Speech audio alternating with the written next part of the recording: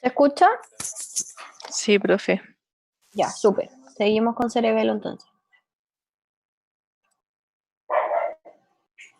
El cerebelo realmente se ve así, como un arbolito. De hecho, por lo mismo, los surcos y los como gorditos que hay en su superficie se llaman folias, como, como las hojas de un árbol. Y estos son los componentes del cerebelo, ¿ya? Esto sí se lo tienen que saber. Em, Tenemos la vermis o el vermis por acá arriba, que se va a encargar del tono muscular. Una alteración acá puede provocar, por ejemplo, estas enfermedades que son que la gente no es capaz ni siquiera de agarrar un lápiz, ¿ya? Porque no tiene tono muscular. Fíjense que es paleocerebelo y el otro es arqueicerebelo. Son los como lo más primitivo. Por lo tanto, los animales en general van a tener esta parte mucho más desarrollada, ¿ya? Entonces, acá abajo el arquicerebelo va a ser el lobo flóculo nodular. Nombre largo, pero tiene que ver directamente con el equilibrio, ¿ya? Em, pero el equilibrio a otro nivel, no es como el del oído medio, porque en general el del oído medio es un paciente, por ejemplo, se va a ir para el lado. Él va a tener conciencia de que está mareado o de que está vértigo, etcétera, ¿ya? En cambio, las alteraciones del cerebelo a esta altura son animales que son capaces de caminar, de desarrollar una marcha bastante alterada, pero pueden funcionar, ¿ya? Y no se sienten mal ni se complican por caminar así. El ejemplo más claro era un video de una perrita que decían que era ciega y que encontraba como un charco de agua por primera vez. Y en realidad esa perrita lo que tenía era una hipoplasia cerebelar. O sea, su cerebelo se desarrolló menos de lo normal y por lo tanto em, tenía esta marcha bastante particular. Vamos a ver si la encontramos.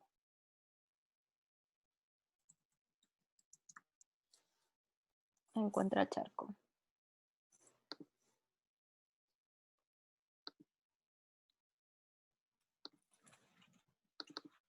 Miren, acá sale que el titular dice, perrita ciega encuentra un charco. Fíjense que la perrita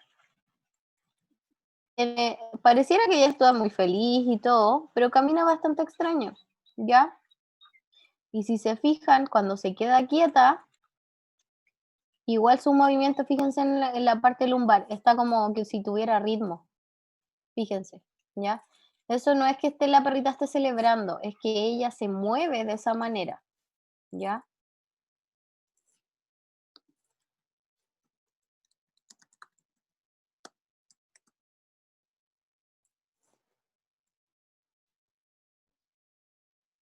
¿Ya? O sea, vamos a mostrar aquí.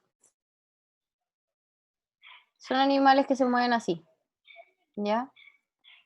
No está envenenado, el gato no se siente mareado, no va a vomitar porque se está moviendo así.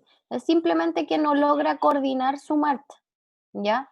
Cuando tenemos alteraciones del equilibrio a nivel vestibular, o sea, de la corteza cerebral, el animal se siente mal, se siente mareado, generalmente viene acompañado de vómitos y un largo etcétera, ¿ya?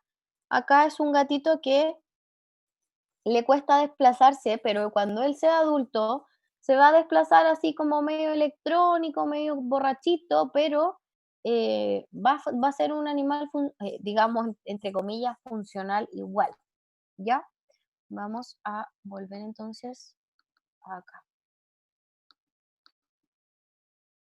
Entonces, esa es la diferencia de la regulación del equilibrio en el cerebelo y en el cerebro, ¿ya? Entonces, el cerebelo al hacerle un corte, la verdad es que parece un arbolito. Por lo tanto, le pusieron árbol de la vida o árbol vital, ¿ya? Realmente pareciera que tuviera un tronco, muchas ramitas y hojas. Por eso, en vez de poner acá como en los pliegues del cerebro, se llaman folias, que viene de hoja, ¿ya? Este, esta era la parte como más enredada que les había dicho, pero con calma y paciencia se va a entender.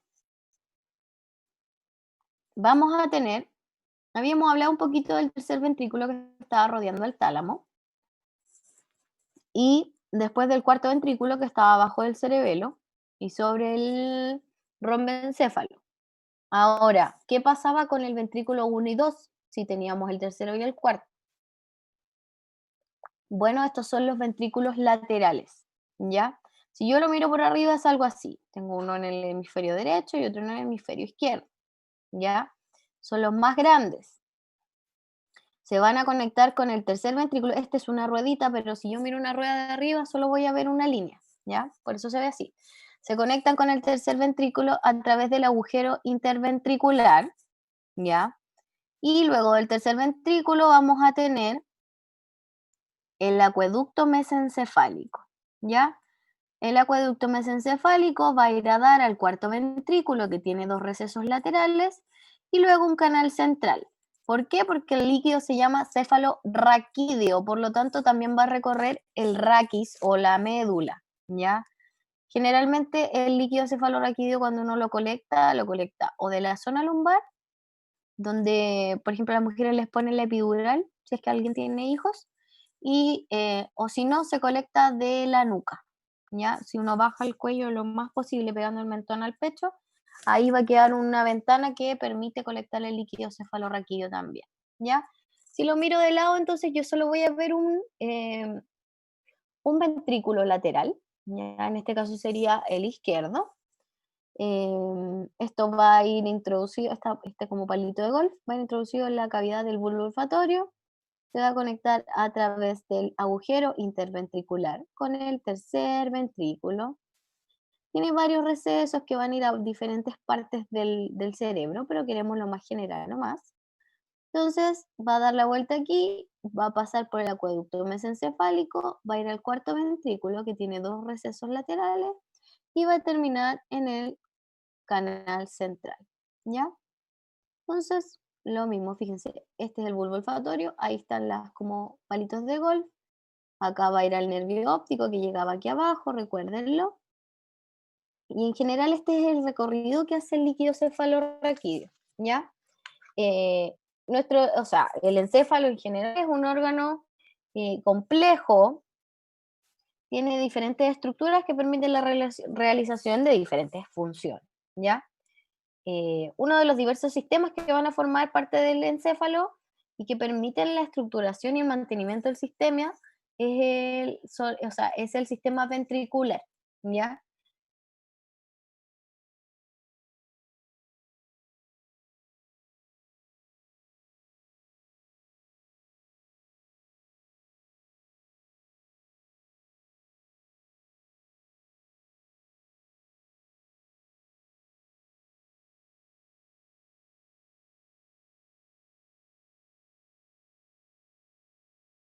Serie de cavidades, ¿ya? Dentro del sistema ventricular se va a originar la mayor parte del líquido cefalorraquídeo, ¿ya? Aquí se genera casi el 60% del líquido cefalorraquídeo. Em, Eh, y existen un total de cuatro ventrículos cerebrales, ya los dos laterales, el tercero que rodea el tálamo y el cuarto que está bajo el cerebelo, ¿ya? Y se van a conectar a través de ellos, todos, ¿ya? ¿Qué más es importante acá?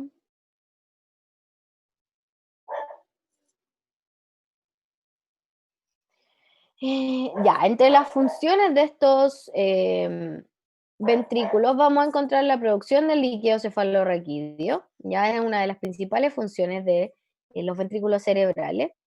También es secretado en pequeñas cantidades por otras estructuras como el espacio subaracnoideo, que es de las meninges, lo vamos a ver después. En general, la mayor parte del líquido se va a secretar por estos ventrículos, ¿ya?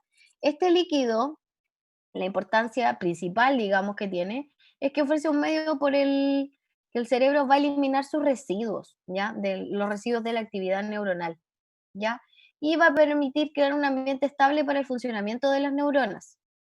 También incluso puede contribuir a nutrir y facilitar el funcionamiento de las células. Permite que el cerebro flote, va a reducir su peso y ayuda a protegerlo de agentes y daños externos como golpes y cosas así, ¿ya? Imagínense que el cerebro estuviera como en una pecera, ¿ya? Y finalmente permite que el nivel de presión interna del cerebro permanezca estable. ¿Por qué? Porque estos ventrículos pueden agrandarse como pueden achicarse, ¿ya? Em, es súper importante esto y cumplen una función bastante similar a la que cumple los vasos sanguíneos en el cuerpo. ¿Qué pasa? La sangre en sí directamente en el tejido neuronal es tóxica, ¿ya? Entonces existen o sea, existe una enfermedad que se llama ACV o accidente cerebrovascular. Más de alguien ha escuchado, conoce a alguien, un tío, un vecino, qué sé yo, que tuvo un accidente cerebrovascular. Algunos la cuentan, otros no la cuentan. ¿Qué diferencia tiene?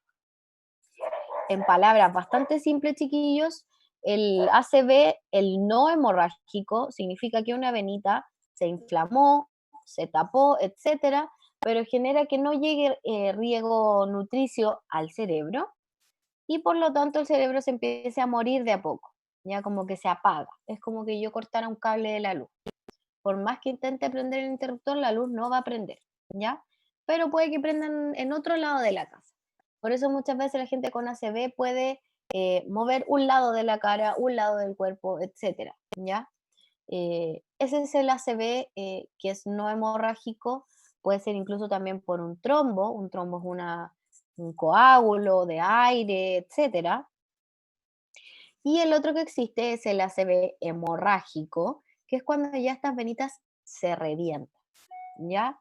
Cuando esta vena o esta arteria del cerebro se revienta, la sangre tiene contacto directo con el tejido cerebral. ¿Y qué pasa? Ya habíamos dicho, es tóxica. Por lo tanto, las neuronas empiezan a morir. Y si esto no llega directamente a un neurocirujano en una urgencia, etcétera, el paciente se va a morir, ¿ya? Es lo más probable o va a quedar con muerte cerebral. Eso es lo que normalmente pasa, ¿ya? Por eso hay gente que queda viva y hay gente que no, dependiendo de cuánto tiempo se demore en llegar a la clínica, al hospital, y si lo recibe un neurocirujano, si hay alguien que lo pueda atender, que lo pueda solucionar, si es un coágulo que lo puedan detectar a tiempo, etcétera, etcétera, etcétera. ¿Ya? Entonces, habíamos dicho que otra de las partes que producían el líquido cefalorraquídeo eran las meninges, ¿ya? Las meninges, piensen en el pericardio, ¿ya? ¿Se acuerdan que el pericardio tenía pericardio seroso, que tenía dos porciones, una parietal y una visceral, y el pericardio fibroso? Esto es bastante similar. La pía madre sería como el pericardio seroso visceral. ¿Por qué? Porque va a estar pegada al cerebro. Ya va a ser la estructura más pegadita al cerebro que lo va a estar protegiendo. Luego tenemos la meninge que se llama aracnoides, que va a estar bastante irrigada y hay un espacio subaracnoideo, ¿ya? Tienen granulaciones, que son estas que están acá, y que estas mismas de repente incluso se pueden obstruir o incluso reventar, como estábamos hablando de los ACV. Y este sería como el pericardio seroso parietal, ¿ya? O sea, va hacia afuera del órgano. Finalmente, este sería como el pericardio fibroso, que es la dura madre. La dura madre queda pegada al hueso, ¿ya? O sea, si yo tomo un hueso y le tiro como la telita, esa sería la dura madre en el cráneo, ¿ya? Esas son las tres meninges y que en general lo que uno pregunta es, por ejemplo, de superficial a profundo, nombre las meninges. Superficial, dura madre, al medio es aracnoides y profundo, pía madre, ¿ya? Es eso. Ya, y esto, el falx cerebral, es el espacio que hay entre ambos hemisferios cerebrales. ¿Ya? Luego tenemos, en general, las neuronas, esto es como lo más básico, que tienen un soma, que es todo esto, que es el cuerpo, digamos, de la neurona, donde está el núcleo, tienen un axón y dendritas que nos van a ayudar a llevar la información más pulsos eléctricos, ¿ya? Por lo tanto, funciona mucho más rápido que otras cosas, ¿ya? Y acá está, sustancia blanca la va a componer netamente axones neuronales, o sea, las colitas de las neuronas, y la sustancia gris la van a componer los somas neuronales o los núcleos de las neuronas. Por eso hablan, por ejemplo, tiene harta materia gris, por alguien inteligente, ¿ya? ¿Por qué? Porque los somas neuronales son donde se va a producir la información, donde al final los axones son los transportistas solamente, ya son los que llevan la información. El soma es quien la genera en la fábrica, ¿ya? Entonces, en el cerebro y en la médula van de distinta forma. En el cerebro la sustancia gris va a estar en la corteza, es decir, aquí por fuera, en rosadito, y la sustancia blanca va a estar en el interior, ¿ya? Y en la médula la sustancia blanca, recuerden, blancas axones, va a estar por fuera y la sustancia gris, que son las neuronas, el cuerpo neuronal, va a estar por dentro, ¿ya? Aquí está la imagen, un corte transversal de la médula espinal y una sección frontal del cerebro, ¿ya? Y esto es bastante general. La médula espinal, esto sí se lo tienen que saber, tiene un límite craneal, es donde comienza, digamos, que es la decusación piramidal, vamos a ver una imagen, y el límite caudal va a estar en el cono medular y filum terminal. Fíjense que aquí dice L6, L7, es decir, piensen en una culebra. La cola de la culebrita termina, va a ser la médula, termina bastante arriba, no termina en la cola del perro, ¿ya? Esta es una columna, límite craneal, recuerden, decusación piramidal. Vamos a tener dos intumescencias y que va a coincidir donde va a ser más amplio el canal medular, que va a ser acá, en la parte cervical, a la altura de los brazos del miembro anterior. Aquí fíjense que hay mucha menos materia gris, es bastante más pequeña y más angosta la médula. Y luego acá, en esta zona, tenemos la intumescencia lumbar, también va a ser más amplio el canal. ¿Y qué va a salir acá? Los nervios que van a irrigar todo el miembro pélvico o miembro posterior, ¿ya? Y acá, si se fijan, las lumbares, ahí está la 6 y la 7, y es donde termina aproximadamente este conito medular. Luego de eso, acá está el sacro, ¿ya? Y están las coxillas, no significa que acá no haya irrigación y que si yo le meto una aguja en la cola al perro no le va a doler. Sí hay, pero ¿qué hay? Hay un filum terminal. Piensen en una cola de caballo así bien separada, son puras mechitas que van a ir, puras mechitas nerviosas claramente, que van a ir a irrigar toda esta zona, ¿ya? Pero digamos, el tallo medular como tal termina acá arriba, ¿ya? Entonces las intumescencias, para que no se le olvide, es donde la médula es de mayor tamaño y de donde salen mayor cantidad de raicillas nerviosas, ¿ya? Para irrigar en este caso el miembro anterior y el miembro posterior, ¿ya? Y la decusación piramidal está aquí, son estos dos como triangulitos que voy a encontrar acá. Si viéramos anatomía en términos estrictos y profundos, y este ramo no fuera anatomía funcional, sino que anatomía sola, se tendrían que aprender todas estas cosas. Como el ramo es anatomía funcional, a mí me importa que sepan dónde nace la médula y dónde termina, nada más, ¿ya? Y otra cosa, ojo esto, el 1 es el bulbo olfatorio. Fíjense lo grande que es, ¿ya? Entonces, habíamos conversado que la médula, la materia blanca está por fuera y la materia gris está por dentro, a diferencia del cerebro, ¿ya? Si yo miro este corte medular por dorsal, voy a encontrar tres surquitos. El dorsal mediano, que va a ser el que me va a dividir ambos digamos, como hemisferio.